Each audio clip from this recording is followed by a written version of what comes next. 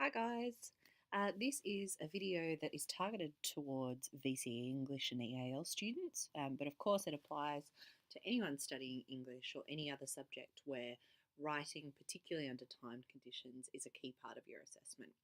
We're going to focus today on ways that you can really nail that expression, even if you feel like perhaps writing and fluency isn't one of your strengths. That's okay. There are certain strategies that you can use to improve things in this area. The first one is focusing on bang for buck. By that I mean that when you're writing an essay under timed conditions in an exam or in a SAC, it's never going to be 100% perfect. It is not going to be your best writing from start to finish, and that's okay. It's not what markers expect or what examiners expect. However, to kind of play this in your favour, you need to write as best as you can where it really matters. And that's not hidden deep in the kind of bowels of one of the last paragraphs of your essay. I believe it's probably in two really key places, which is your introduction and your topic sentences. If you can make these really as strong as you can, really nice fluency, strong, powerful vocab, really letting your ideas sing, then that can really set your whole essay off on a good start. In terms of your introduction, a strong introduction grabs the marker's attention, but it also lays really strong foundations for your ideas. So in, just as few as 4 or 5 sentences, if you can make those 4 or 5 sentences some of the best sentences in your essay, then you'll do both of those things. Similarly, in topic sentences, this is really about the foundation of your ideas, so particularly in text response and comparative. Make them as strong as possible, and you'll get off to a really good start for the rest of your paragraph. On the flip side, if these are things that you don't really nail, it can actually have a much more detrimental effect than just one sentence not really hitting the mark, because these are the places where you establish your ideas and your argument, and they just need to be as strong as possible. Okay, so focus on bang for buck.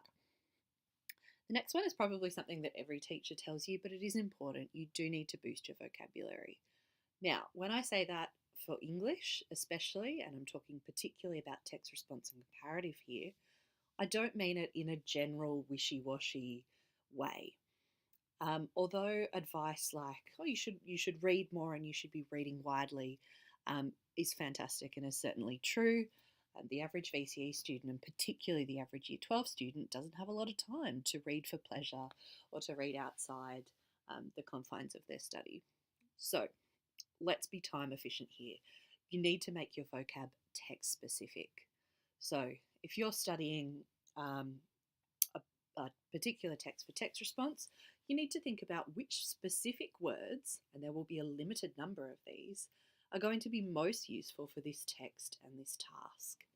You will pick those words up as you go along. There'll either be words that your teacher and the rest of your classmates, they pop up a lot in class discussions. Perhaps they pop up a lot in text guides or in other things that you're reading. But what I'd actually recommend that you do, preferably from the start of the unit when you start studying the text, however it can be a study strategy that you do later as well, is to go back and create a word bank or a glossary as you go. I would actually recommend that you break it down a little bit further. Character-specific word banks and glossaries can be useful. So pick maybe the protagonist and a couple of other of the really, really key characters, and come up with, the top 5 words that you can use to describe them, and make them really powerful and strong and really accurate for that character. Similar things when we talk about themes. If you know that there is, for example, discrimination as a theme in your text, then really explore all of the related words to discrimination and be confident in using them. So you should also be using, terms like racism and prejudice, minorities, oppression, superior and inferior, and all of those related words that are going to be really helpful to you so you don't repeat yourself. You can read what others have written to pick up on useful words or phrases. That might be things like text guides, some stuff online. If you find a word or a phrase pops up a lot, that might be one for you to add to your glossary, to look up, to try yourself in your practice essays. All of this comes with a caveat. Don't just use fancy sounding words or sophisticated sounding words for the purpose of it. That's not what good writing's about at all. You should only use a word if you understand its meaning and can correctly use it in context. That's why practice writing is so important. You can try out some of these new words in something that's really low stakes. If you get it wrong, no big deal, correct it for next time. And then when it comes to the more high stakes writing, like on your SACs and your exam, stick to what you know. But hopefully that by that time, what you know is a little bit broader and more sophisticated. Third thing is proofreading, and particularly proofreading strategies. Again, it's probably something that you hear a lot, but it is just essential. You are working under timed conditions. You do not have time to have a break and come back to it later and rework it over days or weeks or months. You've got to find time within that limited SAC or exam time that you set aside a space where you can pick up any really obvious errors.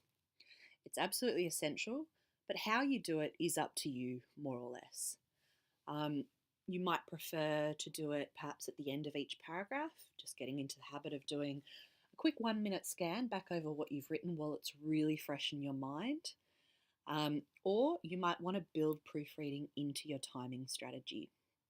So if you know, say in text response, you're aiming for 15-minute body paragraphs with a quick intro and conclusion or a plan at either end, and you've also got a 5-minute proof at the end of that. Your focus for proofreading is probably not necessarily, the nitty-gritty bits of grammar or even necessarily checking that every word is spelt correctly, although that's useful to do, and you would have a dictionary on your desk, hopefully, to help you to do that. Your number one focus should just be, do I make sense? Are there any barriers to me being understood? Can an examiner or a marker, or whoever's reading this work, easily get from the start of the sentence to the end of it? Or is there something that's maybe tripping me up a little bit?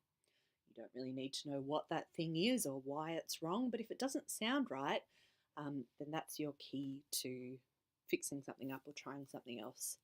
This really links to the fourth point, which is probably the most effective or the most useful, I think, strategy that I have for improving student expression or improving anyone's expression, and that's to read your work aloud.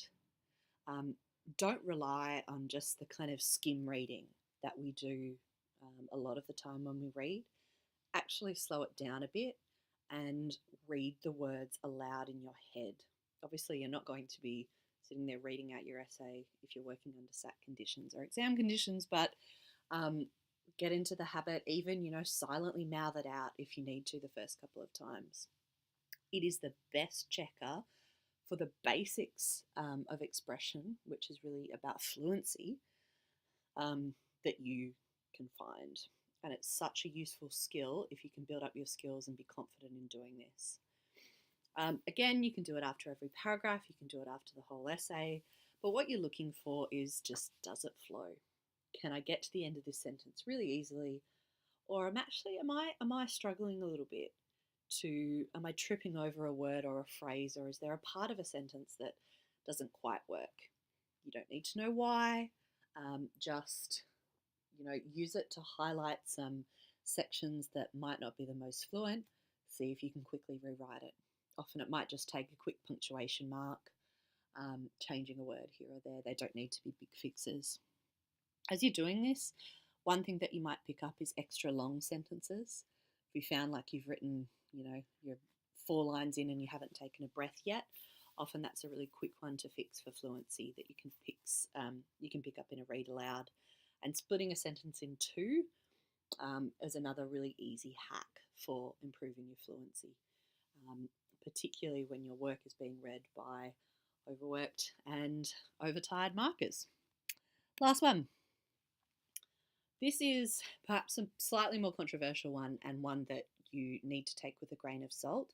However, it can be really useful, particularly if you don't feel confident writing authentically under timed conditions, or when the stakes are high. You can consider preparing some key phrases in advance. So this is a bit like a vocab glossary, but we're just using it for, instead of single words, we're using it for phrases, maybe even up to sentences, although that's probably getting into more dangerous territory. By key phrases, I mean things that are going to pop up again and again. Things like character descriptions. Um, things like well-meaning but ultimately flawed, blah, the protagonist.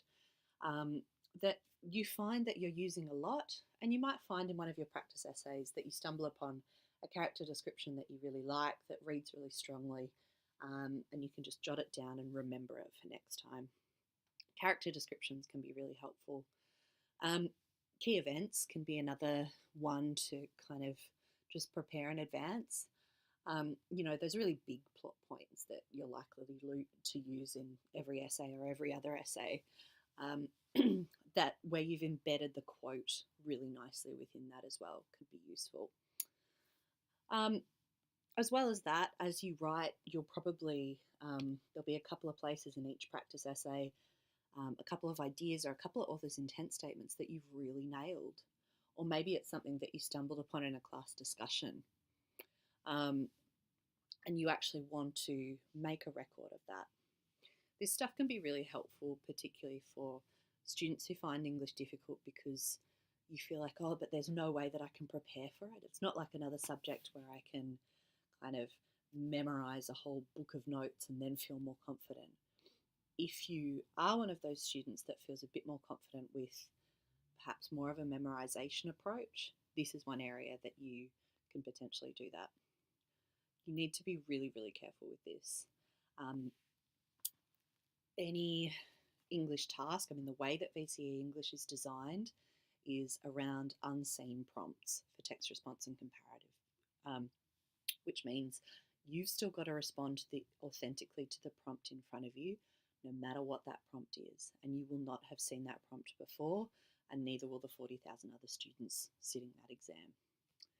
If you're getting into the territory where you have memorized whole sections of essays, or you have pre-prepared really large chunks, it will be very, very obvious to your marker, because it will be an inauthentic response to the prompt that's in front of you, because you can't have known the prompt that's in front of you.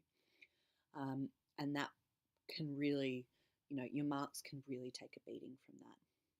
So focus on key phrases, perhaps a couple of character descriptions, some key events, if you like, a couple of really strong author's intent statements, sometimes those opening sentences in an introduction where you're kind of introducing the text, that can be useful to have 2 or 3 of your favourites pre-prepared.